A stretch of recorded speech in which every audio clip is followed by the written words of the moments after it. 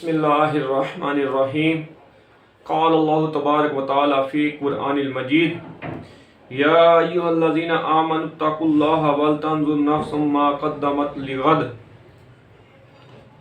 اللہ تبارک و تعالی قرآن مجید فرقان حمید میں ارشاد فرماتا ہے، اے ایمان والو اللہ سے ڈرو اور انسان دیکھے آئندہ کے لیے آگے کیا بھیجا ہے۔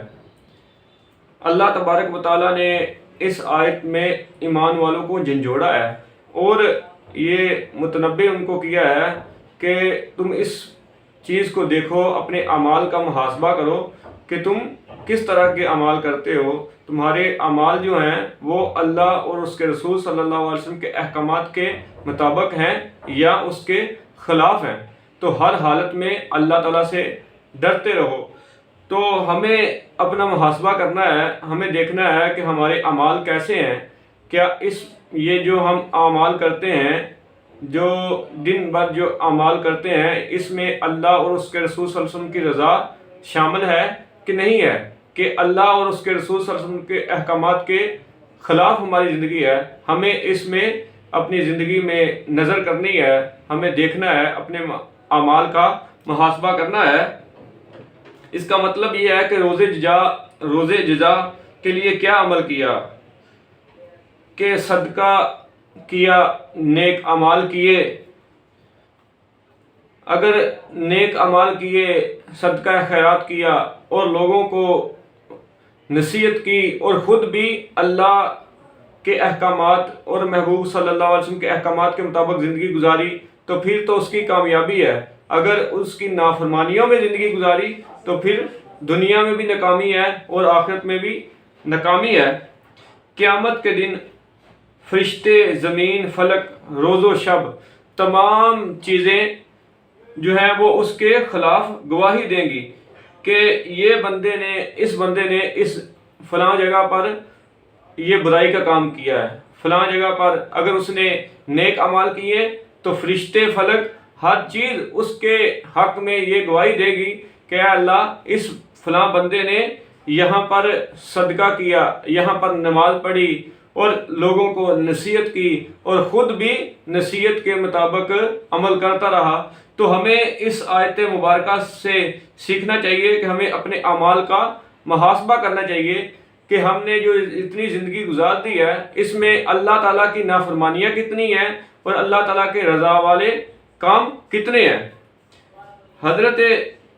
ابو لیث فقیہ رحمۃ اللہ علیہ فرماتے ہیں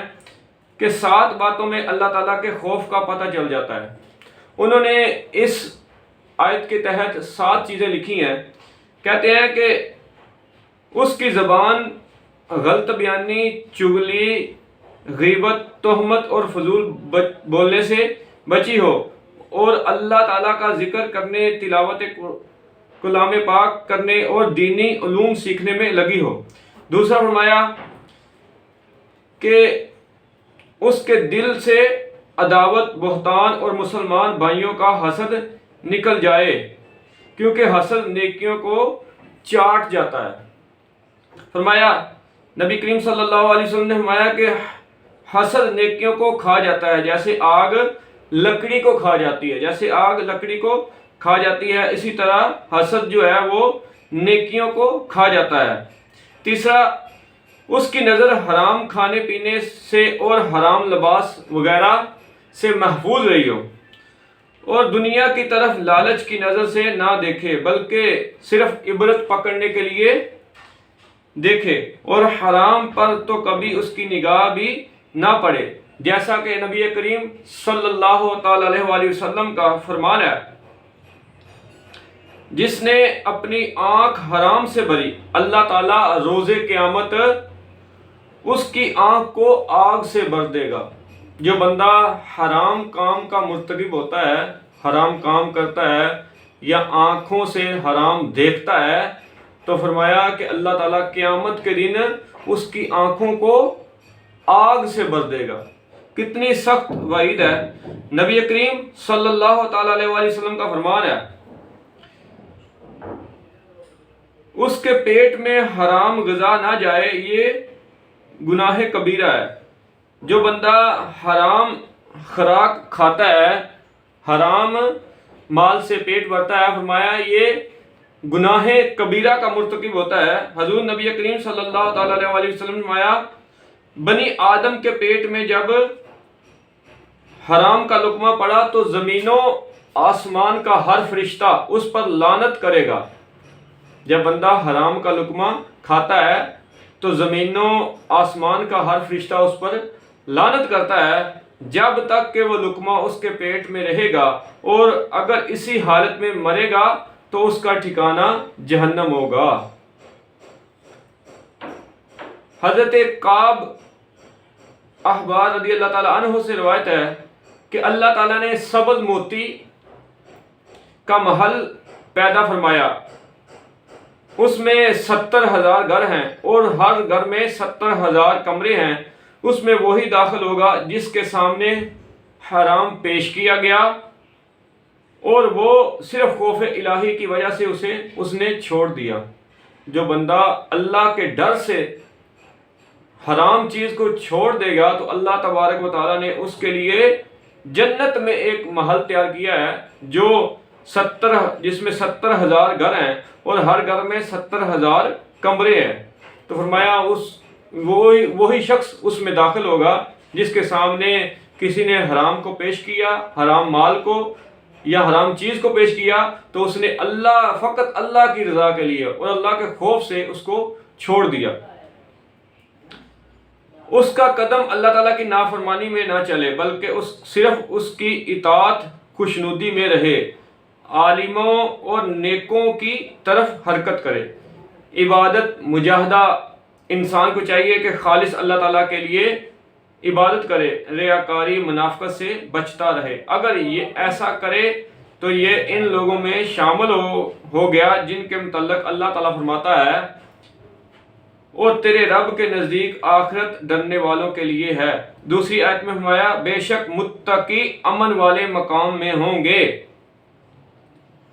اس میں اللہ تبارک و تعالیٰ نے متقی لوگوں کو، پرہیزگار لوگوں کو خوشخبری دی ہے۔ جو متقی ہوں گے، جو اللہ سے ڈرنے والے ہوں گے، جنہوں نے نیک اعمال کیے ہوں گے، دنیا میں رہتے ہوئے اللہ اور اس کے رسول صلی اللہ علیہ وسلم کی فرما برداری کی ہوگی، ان لوگوں کے لیے اللہ تبارک و تعالیٰ فرماتا ہے بے شک متقی امن والے مقام میں ہوں گے۔ تو ہمیں ان احادیث سے، اللہ کے قرآن سے یہ بات ملتی ہے کہ جو بندہ نیک اعمال کرے گا، جو بندہ نیک لوگوں کی صحبت اختیار کرتا ہے، نیک اعمال کرتا ہے، تو فرمایا اس کے لیے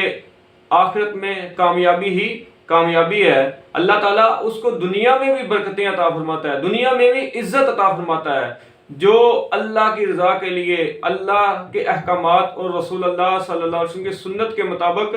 نبی کریم صلی اللہ علیہ وسلم کی سنت کو اپناتے ہوئے زندگی گزارتا ہے،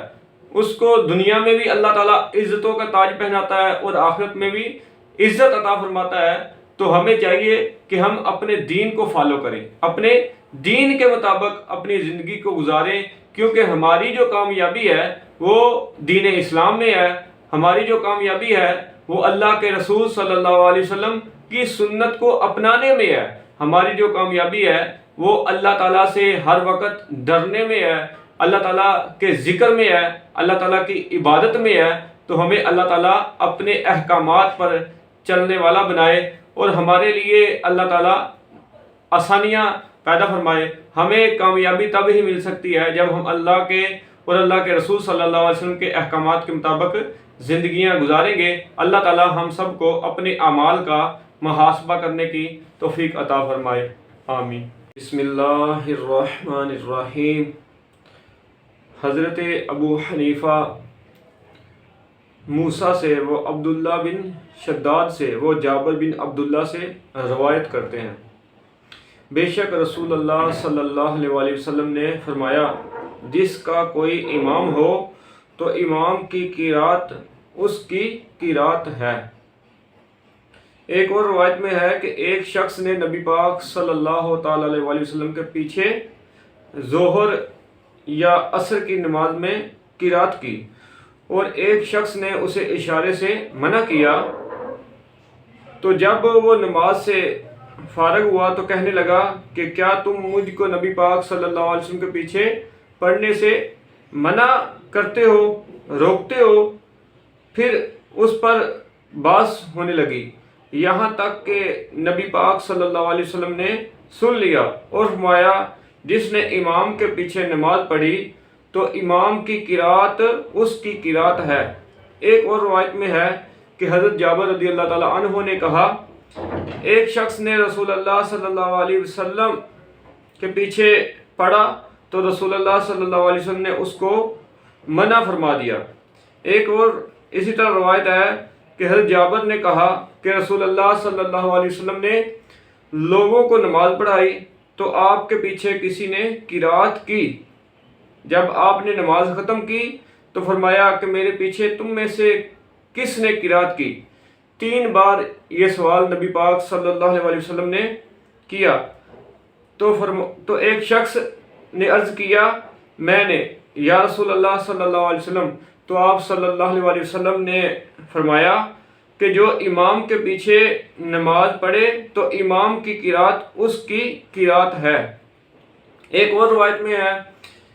حضرت جابر رضی اللہ تعالیٰ عنہ نے کہا کہ نبی پاک صلی اللہ علیہ وسلم نے نماز ظہر یا عصر سے فارغ ہونے کے بعد فرمایا کہ تم میں سے کس نے سبح اسم ربک الاعلی پڑھا ہے؟ سب ادب کی وجہ سے خاموش رہے، یہاں تک کہ آپ نے 3 بار یہی دریافت کیا تو مقتدیوں میں سے ایک نے عرض کی کہ میں نے، یا رسول اللہ صلی اللہ علیہ وسلم۔ تو آپ صلی اللہ علیہ وسلم نے فرمایا البتہ میں نے دیکھا کہ تجھ کو گویا تو میرے ساتھ قرآن میں جگڑ رہا ہے۔ اس حدیث پاک سے پتہ چلتا ہے کہ جتنی بھی احادیث بیان کی گئی ہیں ان سے یہ پتہ چلتا ہے کہ جب بندہ امام کے پیچھے نماز پڑھے گا تو اس کے پیچھے قرات نہیں کرے گا، اس سے قرات کرنے سے منع کیا گیا ہے، چاہے وہ فجر کی نماز ہو، ظہر کی ہو، عصر کی ہو، مغرب کی ہو، عشاء کی ہو، جو بھی نماز ہے 5 وقت کی جو نمازیں فرض کی گئی ہیں ان میں سے جس کے بھی پیچھے جب وہ نماز پڑھے گا، مقتدی نماز پڑھے گا امام کے پیچھے، تو مقتدی جو ہے وہ قرات نہیں کرے گا۔ اس میں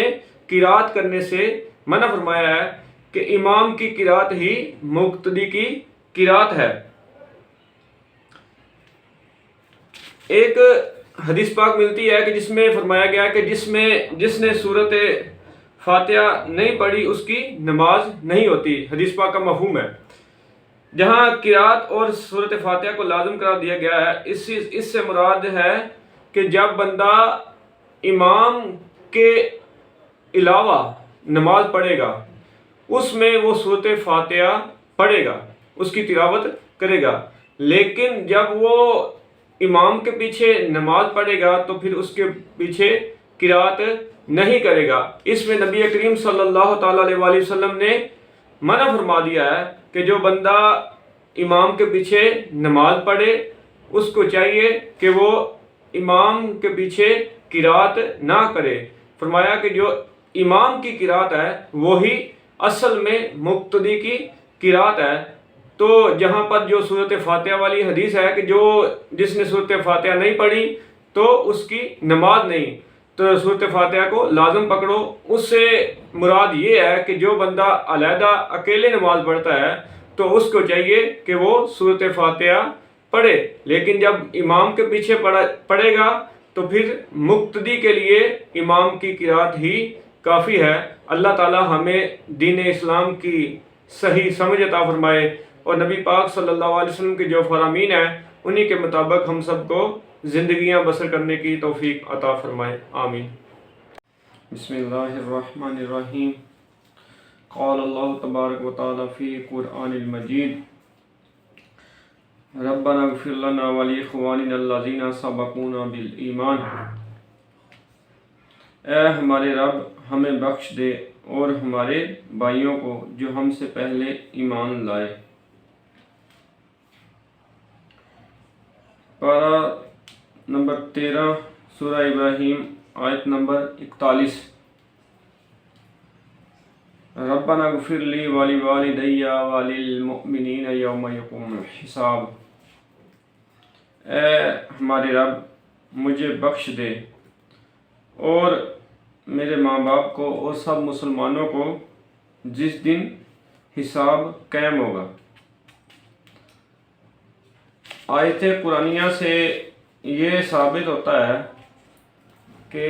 جو لوگ فوت ہو جائیں ان کے لیے دعائے مغفرت کرنا، ان کے لیے ایصال ثواب کرنا، یہ قرآن پاک سے ثابت ہے اور حدیث صحیحہ سے بھی ثابت ہے۔ جو بندہ ہم سے پہلے چلا جائے اس دنیا سے تو اس کے لیے دعائے مغفرت کرنا یہ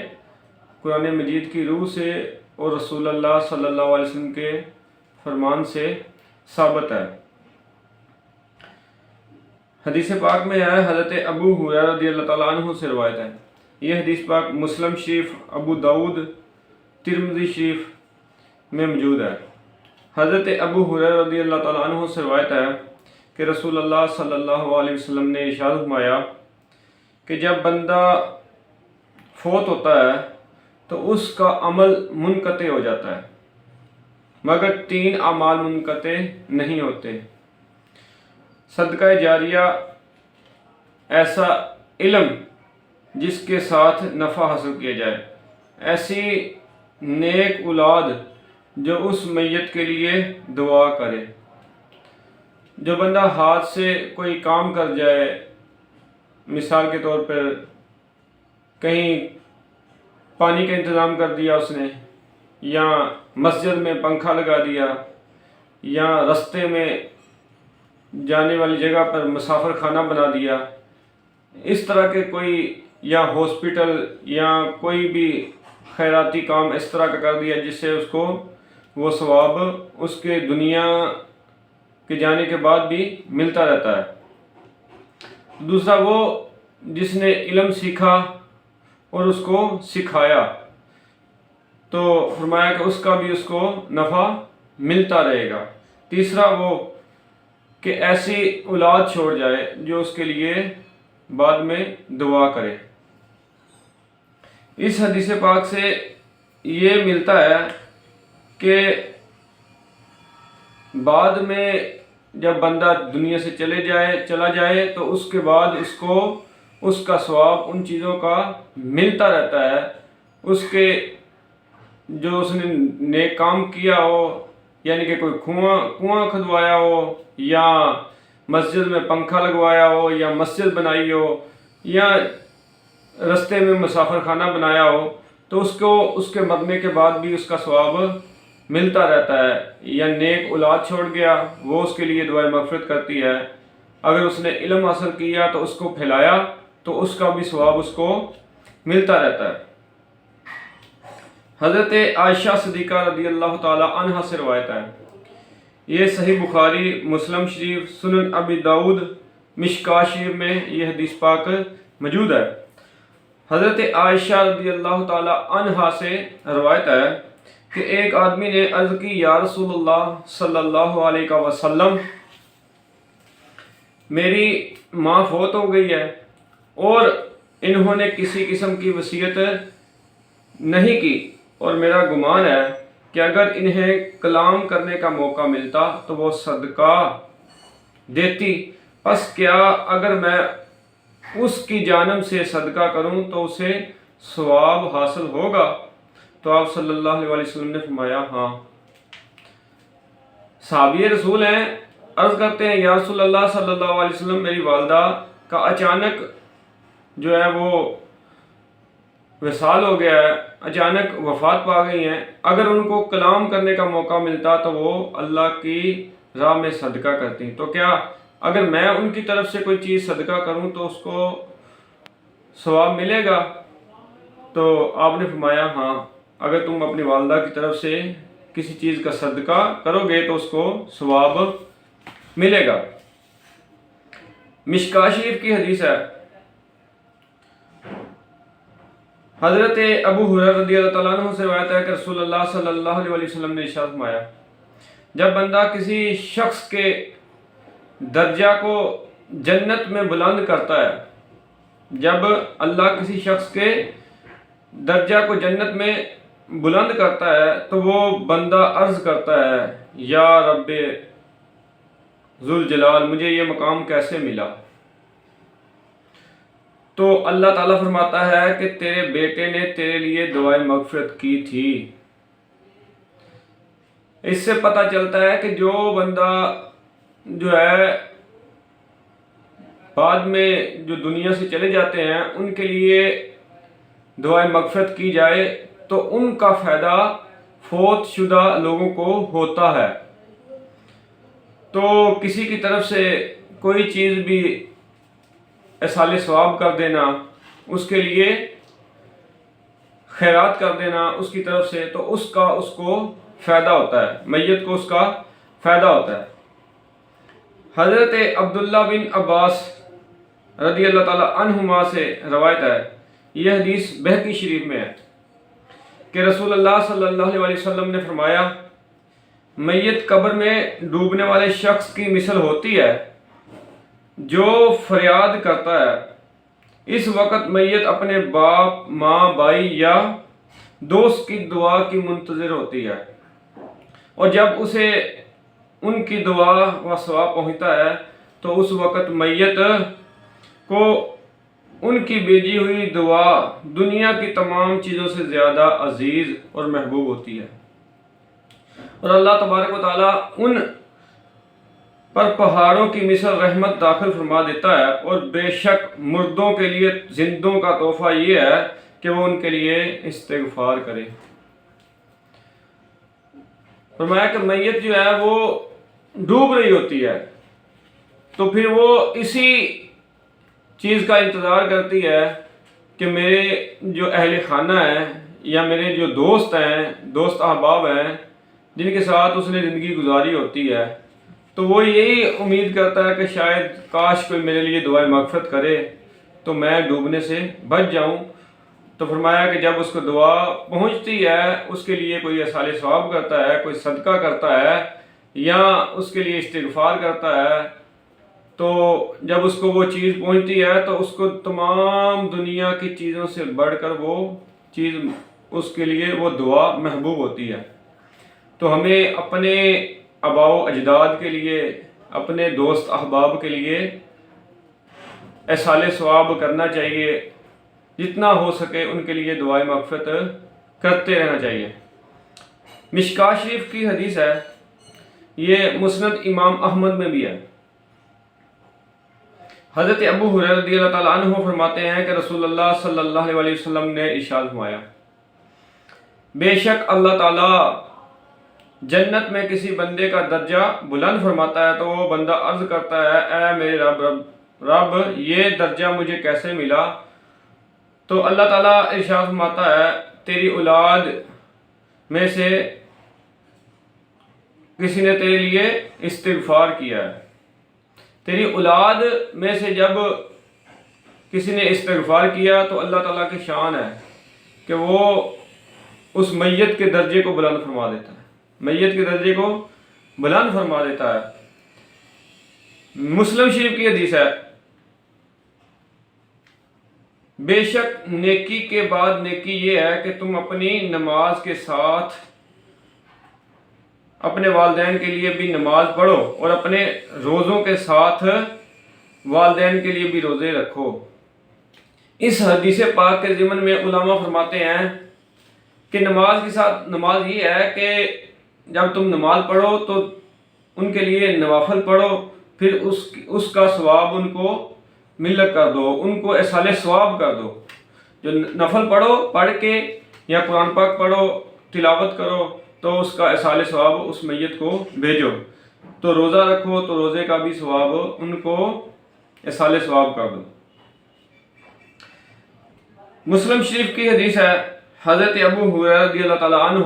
سے روایت ہے، ایک شخص نے نبی کریم صلی اللہ تعالیٰ علیہ وسلم کی بارگاہ میں عرض کی کہ میرا باپ فوت ہو گیا اور انہوں نے مال چھوڑا ہے اور وصیت نہیں کی، تو کیا ان کا کفارہ ادا ہو جائے گا؟ اگر میں ان کی طرف سے صدقہ کروں تو آپ صلی اللہ علیہ وسلم نے فرمایا ہاں۔ حدیث پاک ہے، مرکات میں ہے، مرکات شریف میں ہے۔ حضرت ابو ہریرہ رضی اللہ تعالیٰ عنہ فرماتے ہیں کہ رسول اللہ صلی اللہ علیہ وسلم نے ارشاد فرمایا، جو شخص قبرستان میں داخل ہو پھر سورۃ فاتحہ یعنی کہ الحمدللہ پڑھے، قل هو اللہ احد سورۃ اخلاص پڑھے اور الحاکم التکاثر پڑھے، سورۃ تکاثر پڑھے، پھر کہے کہ میں نے جو کچھ پڑھا اس کا ثواب اہل قبرستان کو، مومنین مومنات کو پہنچاتا ہوں، تو تمام لوگ اللہ تعالیٰ کی بارگاہ میں اس کی شفاعت کریں گے۔ اس شخص نے سورۃ فاتحہ پڑھی، سورۃ اخلاص پڑھی، سورۃ الحاکم التکاثر پڑھی، تو وہ پڑھ کر تمام قبرستان والوں کو جب وہ ایصال ثواب کرتا ہے تو وہ جو مردے ہوتے ہیں، جن کو ایصال ثواب کیا جاتا ہے،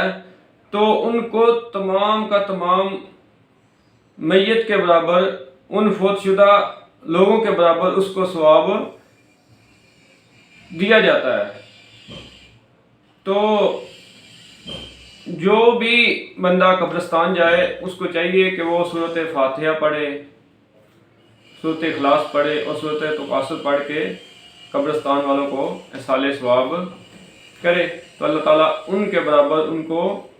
اس کا اجر بھی عطا فرمائے گا، تو وہ شفاعت بھی کریں گے۔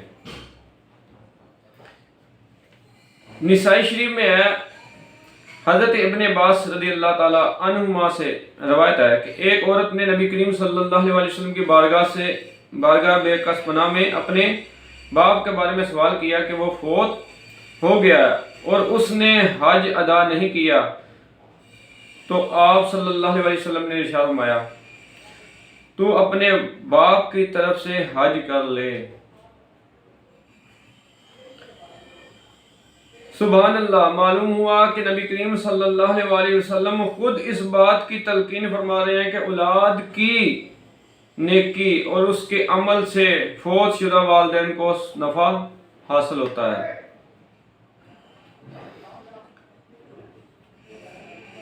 مشکات شریف کی حدیث ہے، حضرت جابر رضی اللہ تعالیٰ عنہ حضرت سعد بن معاذ رضی اللہ تعالیٰ عنہ کی تدفین کا موقع پر جو واقعہ بیان کرتے ہیں کہ حضرت سعد رضی اللہ تعالیٰ عنہ کی تدفین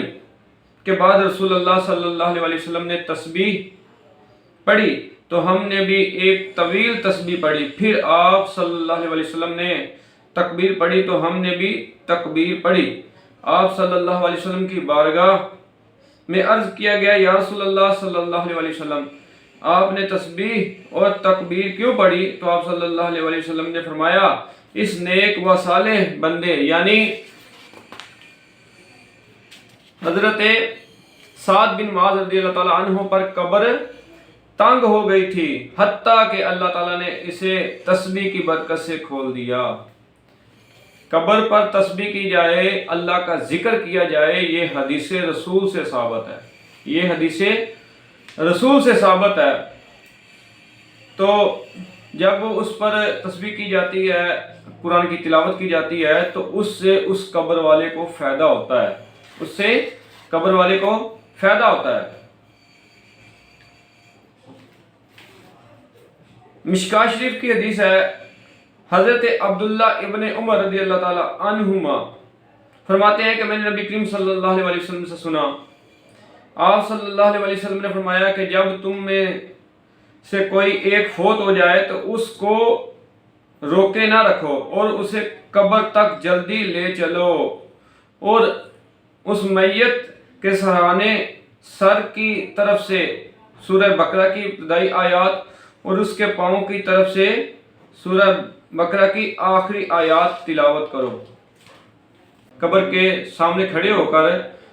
ابتدائی آیات سورہ بقرہ کی پڑھو، پھر فرمایا کہ آخری آیات اس کے پاؤں کی طرف، قدموں کی طرف کھڑے ہو کر ابتدائی آخری آیات سورہ بقرہ کی پڑھو۔ تو اس سے پتہ چلتا ہے کہ میت قبر پر تلاوت کرنا یہ ایصال ثواب کرنا یہ حدیث پاک کی روشنی سے ثابت ہے۔ حضرت ابن عمر رضی اللہ تعالیٰ عنہما سے روایت ہے، ترمذی شریف مشکاۃ شریف کی حدیث ہے، ترمذی شریف میں بھی ہے اور مشکاۃ شریف میں بھی ہے۔ حضرت ابن عمر رضی اللہ تعالیٰ عنہما سے روایت ہے کہ نبی کریم صلی اللہ علیہ وسلم نے ارشاد فرمایا کہ جو شخص اس حالت میں فوت ہو جائے کہ اس پر ماہ رمضان کے روزے ہوں تو اس کی طرف سے ایک روزہ کے بدلے ایک مسکین کو کھانا کھلانا ہے۔ جو بندہ رمضان میں فوت ہو جائے تو اگر اس کے اہل خانہ اس کی طرف سے وہ جو کفارہ بنتا ہے وہ دیں گے تو اس کا ثواب اس میت کو ملے گا۔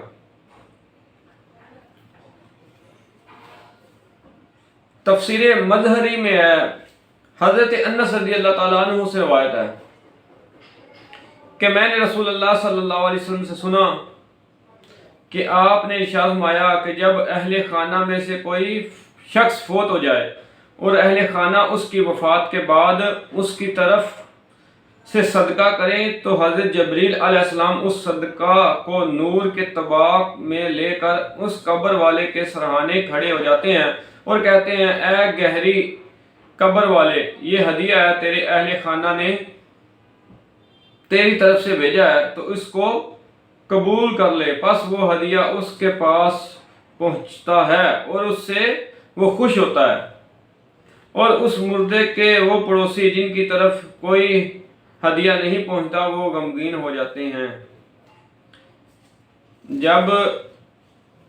جیسا کہ ہمارے ہاں ایک بات مشہور ہے کہ جب فوتگی ہوتی ہے تو اس کے بعد دوسرے دن کل شریف کا ختم دلایا جاتا ہے، پھر 10ویں کا ختم دلایا جاتا ہے، پھر اس کے بعد 40ویں کا ختم دلایا جاتا ہے۔ تو یہ جو سارے یہ چیزیں ہیں یہ سب کا سب ایصال ثواب ہے، ایصال ثواب کی ایک صورت ہے۔ تو جو کل شریف کا ختم دلاتے ہیں اس میں یہ ہے کہ سب جو لوگ اکٹھے ہوتے ہیں وہ میت کے لیے قرآن کی تلاوت کرتے ہیں، ایصال ثواب کا اہتمام کرتے ہیں، تو وہ اس کو ایصال ثواب کیا جاتا ہے میت کو، تو اس سے اس کو فائدہ پہنچتا ہے۔ تو جب 10 دن بعد یہ ہوتا ہے تو پھر لوگوں سے زیادہ قرآن پاک پڑھنے کی اپیل بھی کرتے ہیں اور خود بھی تلاوت کرتے ہیں، تو وہ سب کا سب اکٹھا کر کے اس میت کو ایصال ثواب کرتے ہیں۔ اسی طرح جب 40ویں کا ختم ہوتا ہے تو اسی پر بھی وہ ان کے ایصال ثواب کے لیے اہتمام کیا جاتا ہے۔ تو یہ اللہ کے قرآن اور نبی کریم صلی اللہ علیہ وسلم کے فرمان سے یہ چیز ثابت ہے کہ ایصال ثواب جب مردے کو کیا جاتا ہے، میت کو کیا جاتا ہے تو وہ اس کو پہنچتا ہے اور وہ اس طرح خوشی مناتا ہے کہ جس طرح دنیا میں جو چیزیں اس کو ساری دنیا بھی مل جائے نا، اس پر بھی اس کو اتنی خوشی نہ ہو جتنی خوشی اس کو اللہ کے کلام سے اور تسبیحات سے اور درود پاک سے اس کو خوشی ملتی ہے۔ تو لہذا ہمیں چاہیے کہ ہم اپنے والدین کے لیے، اپنے دوست احباب کے لیے، جو رشتہ دار اس دنیا فانی سے چلے گئے ہیں ان کے لیے ایصال ثواب کرتے رہا کریں، ان کی طرف سے صدقہ کرتے رہا کریں۔ یہ ان کو پہنچتا ہے، اللہ تبارک و تعالیٰ اس پر ان کو اجر عطا فرماتا ہے، اور جو اس کا اہتمام کرتا ہے اس کو بھی اللہ تعالیٰ اجر عطا فرماتا ہے۔ اللہ تعالیٰ ہمیں اپنے فوت شدہ لوگوں کے لیے ایصال ثواب کرنے کی توفیق عطا فرمائے، اور ہمیں اپنی اولادوں کی یہ تربیت کرنی چاہیے، ان کو بتانا چاہیے کہ ایصال ثواب جب کیا جاتا ہے تو وہ مردے کو فائدہ پہنچاتا ہے۔ اللہ تعالیٰ ہم سب کا حامی ناصر ہو۔ اللہ تعالیٰ ہمیں ایسی چیزوں کو پھیلانے کی اور اس چیزوں کو زیادہ سے زیادہ لوگوں کے ساتھ شیئر کرنے کی توفیق عطا فرمائے، کیونکہ یہ وہ چیزیں ہیں جو قرآن اور حدیث سے ثابت ہیں۔ اللہ تعالیٰ ہم سب کا حامی ناصر ہو۔ وما علینا الا البلاغ المبین۔